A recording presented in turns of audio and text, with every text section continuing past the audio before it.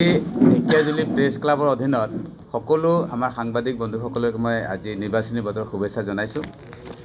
ইতিমধ্যে আমি ঢেকিয়াজুলি সমষ্টিত আমি নিৰ্বাচনী প্ৰচাৰ চলাই আছোঁ। আমাৰ কংগ্ৰেছ দল অৰ্থাৎ আমাৰ মিত্ৰ দল যি আছে, আমাৰ জাতীয় পৰিষদ, ৰাইজৰ দল আৰু কমিউনিষ্ট পাৰ্টি, আমি সকলোৱে মিলি একেলগে আমি ঢেকিয়াজুলি সমষ্টিত নিৰ্বাচনী প্ৰচাৰ চলাই আছোঁ। চলাই আমাৰ কংগ্ৰেছ দলৰ যি আমাৰ চৰকাৰ হ'লে যি আমাৰ গেৰেণ্টি আছে, এই গেৰেণ্টি ইতিমধ্যে আমাক অঞ্জন উপাধ্যায় ডাঙৰে আপোনালোকক কৈছে থুলমূলকৈ যে আমাৰ চৰ্তবিহীন আমাৰ যিসকল উদ্যমী মহিলা থাকিব তেওঁলোকক 50,000 টকাকৈ দি তেওঁলোকৰ ক্ষুদ্ৰ উদ্যোগ মানে স্থাপন কৰিবৰ কাৰণে যিটো সাহায্য, সেই ব্যৱস্থা আমাৰ চৰকাৰ হ'লে গেৰেণ্টি আমাক দিছে। লগতে কোৱা হৈছে যে এটা মানে মন্ত্ৰালয় যে আমাৰ ছিনিয়ৰ চিটিজেন তেওঁলোকক মাহিলী 1250 টকাকৈ দিয়াৰ ব্যৱস্থা এইটো আমাৰ থাকিব, আমাৰ কংগ্ৰেছ গভৰ্ণমেণ্ট থাকিলে মানে আহি গঠন হোৱাৰ পিছত।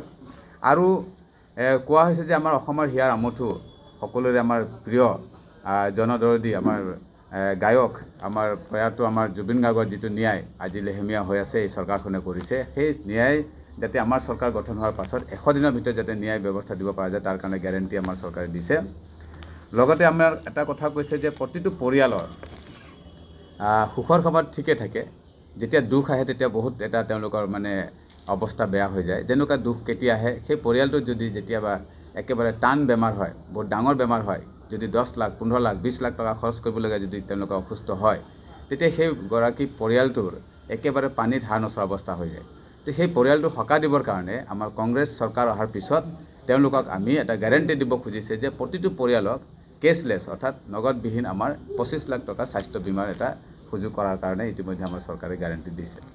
আৰু লগতে কৈছে যে ভূমিৰ অধিকাৰ কথাটো আনিছে, যে ভূমিৰ অধিকাৰটো আমাৰ থলুৱা যিসকল আমাৰ মানুহ আছে অসমৰ, এই অসমৰ থলুৱা মানুহসকলৰ কাৰণে ইতিমধ্যে আমাৰ একচনীয়া পট্টা যিসকল মানুহ একচনীয়া পট্টাধাৰী মানুহ আছে তেওঁলোকক 10 লাখ একচনীয়া পট্টা মানুহৰ ম্যাদী পট্টা দিয়াৰ কাৰণে আমাৰ চৰকাৰে গেৰেণ্টি লৈছে। গতিকে এই 5টা গেৰেণ্টি লৈ আমাৰ অসমত যি বৰ্তমান চৰকাৰ চলি আছে, সেই অসমৰ চৰকাৰৰ যি নেৰেটিভ চলি আছে যে আমাৰ মাজত যে মেৰুকৰণ বিভাজনকৰণ যিটো চলি আছে, সেইটো এটা নতুন বৰ অসম গঢ়াৰ কাৰণে যিটো সপোন আমাৰ মাননীয় বৰ্তমান বিৰোধী দলৰ দলপতি অৰ্থাৎ আমাৰ অসমৰ APCCৰ সন্মানীয় সভাপতি তেওঁৰ নেতৃত্বত অহা কংগ্ৰেছ চৰকাৰ যেতিয়া গঠন হ'বলৈ গৈ আছে, আৰু এই নতুন বৰ অসম গঢ়াৰ কাৰণে এই প্ৰক্ৰিয়া ইতিমধ্যে আমি হাতত লৈছোঁ। আৰু এই 5টা গেৰেণ্টি আমি ইতিমধ্যে আমাৰ কংগ্ৰেছ দলৰ ফালৰ পৰা দায়িত্ব আমাৰ দিছে।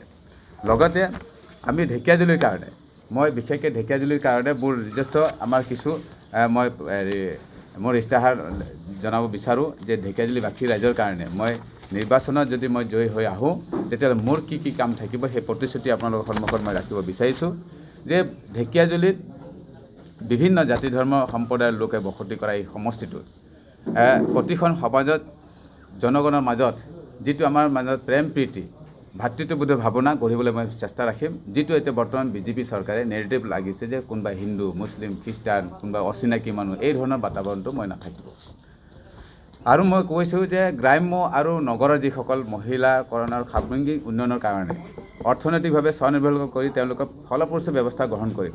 তাৰমানে চাওক, এই গোটেই ব্যৱস্থাটো মহিলাসকলৰ সবলীকৰণৰ যিটো ব্যৱস্থা আজিৰ তাৰিখত আমাৰ কংগ্ৰেছ চৰকাৰ প্ৰয়াত তৰুণ গগৈৰ নেতৃত্বত যি আমাৰ চৰকাৰ হৈছিল, সেই চৰকাৰৰ নেতৃত্বত আমাৰ মহিলাসকলক আৰ্থিকভাৱে সবলীকৰণৰ কাৰণে যিটো আত্মসহায়ক গোটৰ ব্যৱস্থা ৰাখিছিলে, সেই আত্মসহায়ক গোটটো এতিয়াও বহুত এনেকুৱা মহিলা সেই আত্মসহায়ক গোটৰ পৰা এতিয়া বিৰত হৈ আছে। তো তেওঁলোকক আৰ্থিকভাৱে স্বাৱলম্বী কৰিবৰ কাৰণে মই এইটো চেষ্টা কৰিম, এইটো মোৰ ফালৰ পৰা ইস্তাহাৰত আছে। আৰু বহুত মহিলাই এই আত্মসহায়ক গোটত যিসকল মহিলা আছিলে তেওঁলোকে মাইক্ৰ' লেভেলত যিসকল ঋণ লৈছিল, আমাৰ চৰকাৰে তেওঁলোকক ঋণ পৰিশোধ কৰিম বুলি কৈছিলে হিমন্ত বিশ্ব শৰ্মা ডাঙৰীয়াই। এতিয়া ঢেকিয়াজুলি সমষ্টিত যথেষ্ট এনেকুৱা মহিলাই ঋণ লৈছিল মানে মাইক্ৰ' ফাইনেন্স বেংকৰ পৰা। আজি তেওঁলোকক পইচা ঋণ ঘূৰাব পৰা নাই, তেওঁলোকৰ চক্ৰবৃদ্ধি সুদ বাঢ়ি গৈ ইমান হৈছে তেওঁলোকে আজি যিটো কয় আপোনাৰ বেংকৰ যিটো মানে লোন ক্লিয়াৰেঞ্চ হ'ব লাগে সেইটো নাই, গৈ পেলাই বাঢ়ি গৈছে। আজি তেওঁলোকে চিভিল একেবাৰে বেয়া হৈ গৈছে। তো এই চিভিল বেয়া হোৱাৰ কাৰণে তেওঁলোকে আৰু কিবা ব্যৱসায় কৰিম কিবা কৰিবলৈ যাম বেংকত ঋণ বিচাৰি যায়, তেওঁলোকে আজি সেই বেংক চিভিল বেয়া হোৱাৰ কাৰণে তেওঁলোকে দিব পৰা নাই লোন। তো সেই মানুহবিলাকৰ আজি পানীত হাড় নচৰা অৱস্থাত আছে। গতিকে তেওঁলোকক মই আৰ্থিকভাৱে স্বাৱলম্বী কৰিবৰ কাৰণে এটা বিশেষ ব্যৱস্থা ল'ম বুলি মই মোৰ ইস্তাহাৰত কোৱা হৈছে। আৰু মই যিহেতু এগৰাকী চাহ জনগোষ্ঠী আদিবাসী সমাজৰ পৰা যিহেতু মই বিলং কৰোঁ, এই জাতিটো একেবাৰে শোষিত নীতিৰ হৈ আছে আমাৰ অকল ঢেকিয়াজুলিতে নহয় সমগ্ৰ অসমতে। ইয়াৰ এই বিষয়টো মই বলিষ্ঠভাৱে পদক্ষেপ ল'বলৈ বিচাৰিছোঁ এইকাৰণে, কাৰণ এই জাতিটো একেবাৰে পিছ পৰি আছে আৰু পিছ পৰি থকাৰ কাৰণে আজি যিসকল আমাৰ মানুহে চাহ শ্ৰমিক হিচাপে চাহ বাগিচাত কাম কৰি আছে, গাঁও অঞ্চলত কাম কৰি আছে, চাহ বাগিচাত মানুহ যিখিনি আছে, আজিলৈকে কংগ্ৰেছ গভৰ্ণমেণ্টে যিখিনি সুবিধা দিছে, এই সুবিধা দিয়াৰ উপৰিও 10টা বছৰ বিজেপি গভৰ্ণমেণ্টে আজিলৈকে একো কৰিব পৰা নাই। কাৰণ আজি যিখিনি তাত সুবিধা পাই আছে, সেই সুবিধাখিনি কিন্তু কংগ্ৰেছ চৰকাৰৰ দিনতে তাত আমাৰ সুবিধাখিনি পাইছে।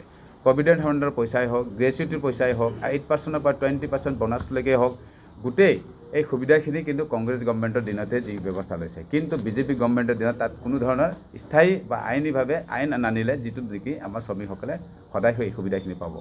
গতিকে এই কথাখিনি মই বলিষ্ঠভাৱে কথাখিনি ৰাখিম।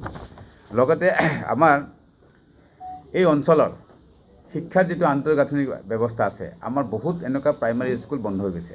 প্ৰাইমাৰী স্কুল ইয়াত বন্ধ হোৱাৰ কাৰণ কি আছে, যে আমাৰ দুখীয়া মানুহে তাত পঢ়া শুনা কৰাৰ কাৰণে যিটো ব্যৱস্থা থাকিব লাগে, ইনফ্ৰাষ্ট্ৰাকচাৰ ডেভেলপমেণ্ট থাকিব লাগে, আন্তঃগাঁথনি যিটো ব্যৱস্থা থাকিব লাগে, আজি স্কুলত এটা পৰিৱেশ নাই। সেইকাৰণে আমালোকে সেই চৰকাৰী স্কুলত নিদি পেলাই প্ৰাইভেটত মুখী হৈছে। কাৰণ প্ৰাইভেট স্কুলৰ যিখিনি পৰিৱেশ, যিটো স্কুলত মানে আন্তঃগাঁথনি থাকে, সেই আন্তঃগাঁথনি আমাৰ চৰকাৰে দিব পৰা নাই। গতিকে আমাৰ চৰকাৰ আহিলে, মই ঢেকিয়াজুলি সমষ্টিৰ পৰা যদি বিধায়ক হিচাপে যাওঁ, তেতিয়া এই কথাখিনি মই চৰকাৰক অৱগত কৰি এই কামখিনি কৰাৰ কাৰণে মই চেষ্টা কৰিম। এই কথাটো মই মোৰ ইচ্ছাত ৰাখিছোঁ। আৰু কৈছোঁ যে সমষ্টিবাসীয়ে ঢেকিয়াজুলিৰ স্বাস্থ্য খণ্ডতে ইমান পয়া লগা হৈ আছে। ঢেকিয়াজুলি স্বাস্থ্য খণ্ডটো আপোনালোকে দেখিব যে আমাৰ শ্বহীদ মনবৰনাথ নামৰ যিটো খ্যাত আমাৰ যি হস্পিটেল আছে, সেই হাস্পতালত আপোনালোকে সেই মিনিমাম চিকিৎসাৰ নামত যি সা সঁজুলি থাকিব লাগে, মিনিমাম ভাল এজন ডক্টৰ থাকিব লাগে, সেই 2-এজন ডক্টৰ দি আমাৰ সেই চলাই আছে, য'ত নেকি এটা ভাল বেড কভাৰ চিট নাপাব, আপোনালোকে গাৰু এটা নাপাব আমাৰ ৰোগীসকলৰ কাৰণে। তো এনেকুৱা অৱস্থাত আমাৰ এই স্বাস্থ্য খণ্ডটো চলাই আছে। বৰঞ্চ এই সমষ্টিৰ বিধায়কজনে স্বাস্থ্যমন্ত্ৰী হিচাপে ইয়াত কাৰ্যনিৰ্বাহ কৰি আছে। গতিকে এই স্বাস্থ্য খণ্ডটো এটা উন্নত মান কৰিব পৰা যায় নেকি, তাৰ কাৰণে মই চেষ্টা কৰিছোঁ। আৰু বিভিন্ন ৰিমট এৰিয়া, এতিয়া চাব ঢেকিয়াজুলি আমাৰ যিসকল উত্তৰ ফালে আছে, আমাৰ বনভূমি মানুহখিনি আছে, তেওঁলোকে স্বাস্থ্য খণ্ড ঢেকিয়াজুলি এটা বাটাচিপুৰ ষ্টেচন, হুগ্ৰাজুলি ষ্টেচনত আমাৰ স্বাস্থ্য মানে হস্পিটেল দিয়া হৈছে, তাত কিন্তু ডক্টৰ নাই। তো সেইবিলাক দিয়াৰ ব্যৱস্থা আমি কৰিব লাগিব। তো সেই কথাটো মই ৰাখিছোঁ। আৰু বৃদ্ধ আৰু বিধৱা মাতৃসকলৰ কল্যাণৰ হকে বিশেষ ব্যৱস্থা কৰিম। কাৰণ বৃদ্ধ আৰু যিসকল বিধৱা মহিলাসকল আছে, তেওঁলোকৰ কাৰণে বিশেষ আমি এটা চিন্তা চৰ্চা কৰিব লাগিব। কাৰণ এইসকল মহিলাৰ অকলশৰীয়াকৈ জীৱন যাপন কৰাৰ কাৰণে যথেষ্ট কষ্ট হয়। এইসকল মহিলাৰ কাৰণে আমি চিন্তা চৰ্চা এটা কৰিব লাগিব। এই চৰকাৰ দিনত ভয়াৱহ এটা ৰূপ লৈছে যে নিবনুৱা সমস্যা, এংগেজমেণ্ট। আমাৰ যিসকল ইয়াত নিবনুৱা যুৱক যুৱতীসকল আছে, ইয়াত আমাৰ তেনেকুৱাকৈ বৃত্তিমূলক প্ৰতিষ্ঠান, শিক্ষামূলক প্ৰতিষ্ঠান ইয়াত নাই, যাৰ দ্বাৰা আমাৰ বহু ল'ৰা ছোৱালীয়ে চাকৰি নাপায়, এনে নিবনুৱা অৱস্থাত আছে। তো এই ব্যৱস্থাটো আমি চিন্তা চৰ্চা মোৰ ফালৰ পৰা ৰাখিছোঁ। ঢেকিয়াজুলি সমষ্টিৰ অন্তৰ্গত বনভূমিত যিসকল জনজাতীয় লোকসকল আছে, তেওঁলোকৰ যিটো পাট পথ অন্যান্য যিখিনি সা সুবিধা, বিশুদ্ধ খোৱা পানীৰ ব্যৱস্থা, মই গৈছোঁ। আপোনাৰ বগামাটি বুলি এটা চেণ্টাৰ আছে, সেই চেণ্টাৰত আপোনালোকে চাব, সেই তাৰ আগফালে চাব, মানুহে প্ৰায় 2 কিলোমিটাৰ 3 কিলোমিটাৰ আগলৈকে নদী, 5 নৈ নদীৰ পৰা সেই পাহাৰৰ পৰা পানী আনি ঘৰত পানী খোৱাৰ ব্যৱস্থা আছে। এতিয়াও সেই ব্যৱস্থাবিলাক নাই। তো সেই মানুহখিনি আমাৰ ইয়াত খিলঞ্জীয়া মানুহ হয়, তেওঁলোকে জনজাতীয় মানুহ লোক হয়, তেওঁলোকৰ কাৰণে এই ব্যৱস্থাখিনি মই তাত চাবৰ কাৰণে বনভূমি যিখিনি কাম কৰিবলগীয়া আছে, এইখিনি কাম কৰিবৰ কাৰণে মই ইষ্টাৰত মই ৰাখিছোঁ। আজি সেইকাৰণে আজি আপোনালোকে চাব, তেওঁ কৈছিলে যে আপোনালোকৰ সন্মুখত কৈছে যে ঢেকিয়াজুলিত তেওঁ কাম কৰিবলগীয়া আৰু নাই, সি চব কাম কৰি দিলে। তেওঁ যদি ইমানেই চব কাম কৰিছে, তেতিয়া কিয় দৌৰি ফুৰিছে? এই সভা সমিতি কিয় কৰি ফুৰিছে? নিৰ্বাচনী প্ৰচাৰ কেলৈ আহিছে? ঘৰত বহি থাকিব লাগে, ৰাইজে এনেই ভোট দিব।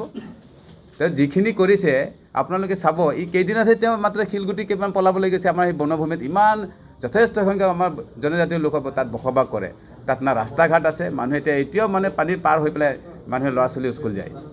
তাত আপোনালোকে চাব, না স্বাস্থ্য খণ্ডৰ কিবা ব্যৱস্থা আছে, না আপোনালোকে বিশুদ্ধ খোৱা পানীৰ কিবা ব্যৱস্থা আছে, একো তাত ব্যৱস্থা নাই। এইখিনি খিলঞ্জীয়া জনজাতীয় লোকসকল। তো ৰাইজে এইবাৰ সেইকাৰণে এইবাৰ নস্যাৎ কৰিছে আমাৰ সেই বনভূমিৰ মানুহে, যে অশোক সিংহালে এইবাৰ আমি ভোট নিদিওঁ। আমাক ডাইৰেক্টলি মোক কৈছে যে আমি নিদোৱেই, এবাৰ আমি কৈছোঁ কংগ্ৰেছ। আৰু কংগ্ৰেছে এইকাৰণেই দিব, কাৰণ কংগ্ৰেছে জনজাতীয় লোকসকলৰ কাৰণে তাত যিখিনি কাম কৰিছে, আজি বিজেপি 10টা বছৰ একো কৰিব পৰা নাই। তাত যিমান আজি আপোনালোকে যদি ভোটাৰ লিষ্টৰ নাম উঠাৰ পৰা যদি কাম কৰিছিল, কংগ্ৰেছৰ দিনতে হৈছে। তাত আপোনালোকে স্কুল ঘৰ যদি আপোনালোকে তাত দেখিছে, 2-এটা স্কুল ঘৰ যদি দেখিছে, কংগ্ৰেছৰ দিনতে হৈছে। তাত ৰাস্তা ঘাট যিবিলাক যদি আপোনালোকে চেণ্ট গেব্ৰিয়েল ক'ৰবাত যদি দেখিছিলে, সেইবিলাক কংগ্ৰেছৰ দিনতে কৰিছে। আমাৰ হাবুল চক্ৰৱৰ্তীৰ নেতৃত্বত তাত আমাৰ ৰাস্তাবিলাক, চেণ্ট গেব্ৰিয়েলৰ ৰাস্তাবিলাক হৈছিলে। তো তাত তেওঁ এতিয়া মাত্ৰ এইকেইদিন ভোটটো পাবৰ কাৰণে তাত এতিয়া শিলগুটি কেইটামান পেলাবলৈ গৈছে ৰাস্তাত। তো মই ভাবোঁ ঢেকীয়াজুলিবাসী এইটো নিদিয়ে, তেওঁ সুযোগ এইটো নিদিবে যে আমাৰ ঢেকীয়াজুলি আৰু আপোনালোকে চাওক ঢেকীয়াজুলি সমষ্টিটো তেওঁ কিয় দিব কওকচোন। আমাৰ ঢেকীয়াজুলি আমাৰ যিটো স্বাধীনতা দিৱস পালন কৰে ইয়াত সদায় আমাৰ শ্বহীদ মৈদানত এইটো পাতে। এইবাৰ ঢেকীয়াজুলিবাসী ৰাইজে এইবাৰতো স্বাধীনতা দিৱস এতিয়া উদযাপন কৰিব নোৱাৰিলে চৰকাৰীভাৱে। তো ইমান এতিয়া ইয়াত আমাৰ 13গৰাকীকে আমাৰ ঢেকীয়াজুলি সমষ্টিৰ মানুহে আমাৰ এই অঞ্চলৰ মানুহে প্ৰাণ আহুতি দিছিলে ভাৰত স্বাধীনৰ কাৰণে। আৰু সেই এতিয়াও মানে কেঁচা তেজৰ তাত মানে গোন্ধ পোৱা যদি পাওঁ আমাৰ শ্বহীদ মৈদানটোত।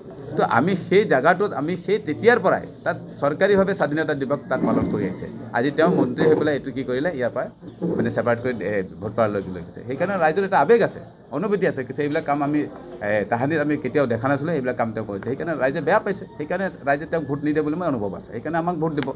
আৰু স্বাস্থ্য খণ্ডটো মই আগতে ক'লোৱে যে ঢেকীয়াজুলি স্বাস্থ্য খণ্ডত একো ব্যৱস্থাই নাই। ইয়াত যদি কোনোবা এগৰাকী মানুহ যদি অতি মানে বেমাৰী যদি খুব ৰোগী চিৰিয়াছ হয় তেওঁক TMCলৈকে ৰেফাৰ কৰে। TMC ৰেফাৰ তাৰ আকৌ যদি চিৰিয়াছ হয় তাৰ পৰা আকৌ GMCলৈকে কৰে। আৰু কংগ্ৰেছ চৰকাৰ দিনতে TMC মেডিকেল কলেজ বনাই দিয়াৰ পিছত সেই তেতিয়াৰে যি ইনফ্ৰাষ্ট্ৰাকচাৰ ডেভেলপমেণ্ট যি আছে তাত তেতিয়াৰ পৰা সেই যি ডক্টৰৰ ব্যৱস্থা চব দিয়াৰ পিছত তাৰপিছত সেই TMCত যিখিনি আৰু ব্যৱস্থা দিব লাগে সেইখিনি আজিলৈকে 10টা বছৰ যদি BJP গভৰ্ণমেণ্টে দিব পৰা নাই, কেতিয়া দিব পাৰিব? তেওঁলোকে কৈছে আমি মেডিকেল কলেজ ক'ৰবাত নতুন বনাইছে, আৰু য'ত আছে তাতে যদি আপুনি ব্যৱস্থা দিব পৰা নাই তো মেডিকেল কলেজ আৰু বনাওক, আমি ভাল পাওঁ, কিন্তু তাত সেই ব্যৱস্থা দিব পাৰিব, তাততো ফেইলৰ হৈছে। তো মই ভাবোঁ সেইকাৰণে ঢেকীয়াজুলিবাসী ৰাইজে এইবাৰ আৰু ঢেকীয়াজুলি টাউনটোত যথেষ্ট ইয়াত কৰিবলগীয়া কাম আছিলে, তেওঁতো কৰিব পৰা নাই। ইয়াত গোটেই আপোনালোকে ঢেকীয়াজুলি টাউনটো দেখিব, আপুনি ক'ৰবাত আমি থিয় হ'লে নলাত যি দুৰ্গন্ধ ওলাই আহে, ড্ৰেইনেজ চিষ্টেমটো আজিলৈকে কৰিব নোৱাৰিলে। তেওঁ আৰ্বান ডিপাৰ্টমেণ্টত তেওঁ মিনিষ্টাৰো আছিলে, তো মিনিষ্টাৰ থাকি পেলাই আজি ঢেকীয়াজুলি টাউনখনত এটা ডেভেলপমেণ্ট কৰিব নোৱাৰিলে। তো আপুনি ভাবক তেওঁ এইখন সমষ্টি ঢেকীয়াজুলি সমষ্টিত যিহেতু তেওঁ ইয়াত নহয়, সি বাহিৰৰ পৰা যেতিয়া ইয়াত আহিছে তো যিটো আন্তৰিকতা থাকিব লাগিব সেই আন্তৰিকতাতে ইয়াত কাম কৰাৰ ইচ্ছাই নাই। নহ'লে তেওঁ আৰ্বান ডেভেলপমেণ্ট মিনিষ্টাৰ হৈ থাকোঁতে টাউনটো আমাৰ আজিলৈকে সেই আধুনিকৰণ কৰিব নোৱাৰিলে, ডেভেলপমেণ্ট কৰিব নোৱাৰিলে, তেতিয়া কৰিব কেতিয়া? তেওঁ যেতিয়া নিজৰ হাতত ক্ষমতা থাকি আৰ্বান ডেভেলপমেণ্টৰ যেতিয়া সেই মিনিষ্টাৰ নিজে থাকি পেলাই যদি নগৰ উন্নয়ন কৰিব নোৱাৰিলে তেতিয়াহ'লে কৰিব কেতিয়া? 10টা বছৰ গুচিয়ে গ'ল। তো মই ভাবোঁ ঢেকীয়াজুলিবাসী ৰাইজে সেইকাৰণে এইবাৰ তেওঁক নৎসাত কৰিব, সেইকাৰণে তেওঁক ভোট নিদিব। সেইকাৰণে আমাৰ কংগ্ৰেছ দলে অৰ্থাৎ বাটাচ চৰাঙক তেওঁলোকে ভোট দিবলৈ লাগিব। ছাৰ তেওঁলোকে ভয় খাইছে, শংকা হৈছে। অশোক সিঙাল ডাঙৰীয়া আপোনালোকৰ সন্মুখতে কৈ আছে যে আমি তেওঁলোকে চব কাম কৰিলোঁ, আমাৰ এতিয়া আৰু একো কৰিবলগীয়া নাই, ৰাইজ ৰেডি তেওঁক ভোট দিবৰ কাৰণে। তো আমি প্ৰচাৰ চলাবলৈ যাওঁতে তেওঁলোকে বাধা দিয়াৰ কি যুক্তি থাকিব পাৰে? তো নিশ্চয় তেওঁলোকে শংকা হৈছে যে এইবাৰ তেওঁলোকে জিকিব নোৱাৰে, সেইকাৰণে বাধা সৃষ্টি দিবলৈ চেষ্টা কৰিছে। আপোনালোকে সেইটো বাদ দিয়ে, আমাৰ অঞ্জন উপাধ্যায় আপোনালোকৰ সন্মুখত কৈছে, ডাঙৰীয়াই ক'লে যে প্ৰতিজন মানুহক তেওঁলোকে টেলিফোন কৰে, থ্ৰেট দিয়ে, পইচা পাতি প্ৰলোভন দি আছে। তো ইমান কিয় দিব লাগে? আৰু তেওঁ আপোনালোকৰ সন্মুখত কৈছে তেওঁ বেনাৰ পোষ্টাৰ একো নলগাব, আৰু কৈছে মই প্ৰচাৰ কৰিবলগীয়া নায়েই। তেওঁ কিমান দৌৰি আছে আপোনালোকে নিজে দেখিব, কিমান সভা কৰি ফুৰিছে। ইমান সভা কৰিব লাগে কিয়? ইমান যদি ভালে কাম কৰিছে তেতিয়াহ'লে ইমান প্ৰচাৰ সভা কৰিবলৈ যাবই নালাগে নহয়, ঘৰত বহি থাকিলেতো ইলেকশ্যন জিকিব। তো সেয়াই কথা এটা। নিশ্চিতভাৱে আজিয়ে চাব, মই যিদিনাখন মই ইয়াত প্ৰাৰ্থিত হৈ অহাৰ পিছত মোক যেতিয়া মই প্ৰাৰ্থিত দলীয় প্ৰাৰ্থিতলৈ অহাত আমাৰ ঢেকীয়াজুলিবাসী যেতিয়া ৰাইজে মোক আদৰিছে, সেইদিনাখন কেনেকুৱা মোৰ ৰেলী হৈছে এইটো দেখিয়ে সি ভয় খাইছে। এতিয়াতো বাকী আছে 9 তাৰিখে যিটো ভোটিং হ'ব, ৰিজাল্ট আহিলে আপোনালোকে গম পাব। সিটো ভয় খাইছে, সেইকাৰণে এই ধৰণৰ তাৰ এক্টিভিটি আৰম্ভ হৈছে। চৰকাৰী আঁচনিৰ কামসমূহ অধিক স্বচ্ছ আৰু কোনো যোগ্য হিতাধিকাৰীকে নিজৰ প্ৰাপ্য অধিকাৰৰ পৰা বঞ্চিত নকৰাৰ প্ৰতিশ্ৰুতি ৰাখিছোঁ। ইয়াত মই দেখিলোঁ বৰ্তমান যিজন আমাৰ ইয়াত মন্ত্ৰীগৰাকী আছে বা তেওঁলোকৰ যি পঞ্চায়তৰ প্ৰতিনিধিসকল আছে, কোনোবাই যদি আমাৰ সাধাৰণ উপযুক্ত বেনিফিচিয়াৰী যদি আঁচনি পাব লগা ব্যক্তি থাকে, তেওঁ যদি বিৰোধী দল কৰে, BJP বাদে যদি অন্য পাৰ্টি কৰে, তেতিয়াহ'লে তাৰ স্কিমবিলাক কাটি দিয়ে, তেওঁ এই সুবিধাখিনি নিদিয়ে। যাতে এই ধৰণৰ পক্ষপাতিমূলক ব্যৱস্থাটো মোৰ বিধায়ক হ'লে বা মই যদি জনপ্ৰতিনিধি হওঁ তেতিয়াহ'লে এই কামখিনি মই নকৰোঁ। কাৰণ মই এজন যেতিয়া সমষ্টিৰ জনপ্ৰতিনিধি হওঁ, সমষ্টিৰ যদি সেৱা কৰাৰ যিটো মানসিকতাৰে যেতিয়া আহিছোঁ, তেতিয়াহ'লে কোনো তাত মোৰ মানে আপোনাৰ কি কয় পক্ষপাতিমূলক মই ভাৱ নলওঁ। আৰু যিটো এতিয়া তেওঁলোকে কৰি আছে সেইটো একেবাৰে সমাজৰ কাৰণে বেয়া। আৰু কৃষিভূমি ইয়াত জলসিঞ্চনৰ ব্যৱস্থাটো নাই। এতিয়া চাব আমাৰ বৃহৎ ইয়াত পথাৰৰ অংশখিনি আছে, আপোনালোকে চাব পথাৰৰ, য'ত নেকি তাত বৃহৎ আমাৰ জলসিঞ্চনৰ ব্যৱস্থাটো হ'ব লাগিছিল। আমাৰ এইগৰাকী মন্ত্ৰী স্বাস্থ্যমন্ত্ৰীৰ উপৰিও কিন্তু জলসিঞ্চন মন্ত্ৰী আছিলে, কিন্তু আমাৰ ঢেকীয়াজুলি সমষ্টিত তেনেকুৱা ধৰণৰ 10টা বছৰত এনেকুৱা ধৰণৰ আঁচনি দিব নোৱাৰিলে বা তেনেকুৱা ধৰণৰ কাম কৰিব নোৱাৰিলে, যাৰ কাৰণে আমাৰ এতিয়াও কৃষকসকলে, আমাৰ এই অঞ্চলতে মেক্সিমাম গাঁও অঞ্চলৰ মানুহ কৃষকৰ ওপৰত খেতিৰ ওপৰত নিৰ্ভৰ। তেওঁলোকে অকল ওপৰৰ বৰষুণ পৰিলেহে খেতি কৰে, এই আশাতে থাকে অকল গোটেই বছৰটোত। কিন্তু তাত উপযুক্তকৈ বৰিং হওক বা ডিপ ৱেল বহাই যাতে মানুহখিনি বৰিং ব্যৱস্থা কৰি যাতে খেতি কৰিব পৰা যায় তাৰ কাৰণে কোনো ব্যৱস্থা এই চৰকাৰখনে দিব নোৱাৰিলে। তো এইখিনি কাম কৰিবলৈ কাৰণে মোৰ ফালৰ পৰা থাকিব। আৰু মই এটা কথা ভাবিছোঁ, এইটো এটা খুব ভাল এটা সিদ্ধান্ত এটা মই ল'বলৈ বিচাৰিছোঁ যদি মই জনপ্ৰতিনিধিত্ব হওঁ। ঢেকীয়াজুলি সমষ্টিত বিভিন্ন গাঁও অঞ্চলবিলাকত এতিয়া যিবিলাকৰ আমাৰ মানুহবিলাকৰ পৰিয়াল বাঢ়িল, যাৰ কাৰণে কি হ'ল ঘৰবিলাকত আপোনাৰ ঠাই নোহোৱা হৈছে, প্ৰায় মানুহৰ ঠাই নোহোৱা হৈছে। কাৰণ ল'ৰা ছোৱালীৰ সংখ্যা বঢ়াৰ কাৰণে 2টা 3টা ল'ৰা হোৱাৰ কাৰণে তেওঁলোকে যি 1 বিঘা মাটি আছিলে, আধা বিঘা মাটি আছে, তাত এতিয়া জেগা ঠেক হোৱাৰ কাৰণে কিবা বিয়া বাৰু কৰিব গ'লে যিকোনো শুভ কাম কৰিব গ'লে তেতিয়া ঘৰত জেগাটো নোহোৱা হয়। সেইকাৰণে মই ভাবিছোঁ যে প্ৰতিটো পঞ্চায়ত এৰিয়াত প্ৰতিটো অনুষ্ঠান মানে পঞ্চায়ত এৰিয়াত আমি বিবাহ ভৱনৰ অনুষ্ঠান যাতে কৰিব পৰা যায় নেকি, তেনেকুৱাকৈ যাতে বিবাহ সমূহীয়াভাৱে কৰিব পৰা যায় নেকি, তাৰ মানে সমূহীয়া বিবাহ ভৱনৰ কথা মই এটা চিন্তা চৰ্চা কৰিছোঁ, যিটো নেকি আজিৰ তাৰিখত অতি প্ৰয়োজনীয় বিষয় হৈ পৰিছে। কাৰণ দেখিছোঁ চাহ বাগিচা অঞ্চলবিলাকত মানুহৰ কোৱাৰ্টাৰবিলাকত জাগাই নাথাকে। তাত যদি আমি এটা শুভ বিবাহ মানে ভৱন যদি আমি বনাই দিওঁ, তাত মানুহে এটা জেগাত বিবাহ ভৱনটো হৈ যায়। আমি টাউন চহৰ অঞ্চলবিলাকত আছে মানুহে বহুতে এইটো প্ৰফেচনেলি ব্যৱস্থা ইউজ হয়, কিন্তু আমাৰ গাঁও অঞ্চলবিলাকত দুখীয়া ৰাইজ থাকে, তাত যদি আমি সেইটো ব্যৱস্থা যদি কৰিব পাৰোঁ তেতিয়াহ'লে মই ভাবোঁ আমাৰ ৰাইজৰ এটা বিশেষ উপকৃত হ'ব। তো এইখিনি মোৰ ঢেকীয়াজুলি ৰাইজলৈ সমষ্টিবাসী ৰাইজলৈ মই 11টা আপোনাৰ এইটো মই থিয় হৈ কৈ আছোঁ যে 11টা মোৰ ফালৰ পৰা অহংকাৰৰ বিৰুদ্ধে এইবাৰ ভোট দিব। অশোক সিংহলে মানুহক মানুহ বুলি গণ্য নকৰে। সেই কথাটো আমি যেতিয়াই কেম্পেইনিং কৰিবলৈ গৈছোঁ তেতিয়াই মানুহে আমাক কৈছে তেওঁ যে মানে মানুহক পাত্তাই নিদিয়ে, মানুহে মানুহ বুলিয়েই গণ্য নকৰে। তাৰ বিৰুদ্ধে এইবাৰ তেওঁলোকে চাইলেণ্টলি ভোট দিব। এই এটা কেম্পেইনিঙৰ হেৰিতে আমি এই বস্তুটো মানুহৰ ৰিয়েকশ্যনটো এনেকুৱা পালোঁ আমি। চবতছে ইম্পৰ্টেণ্ট কথা মই ঢেকীয়াজুলি সমষ্টিত মোৰ থাকিব আৰু এই কথাখিনি আপোনালোকৰ যোগেদি ঢেকীয়াজুলিবাসীক জনাব বিচাৰিছোঁ।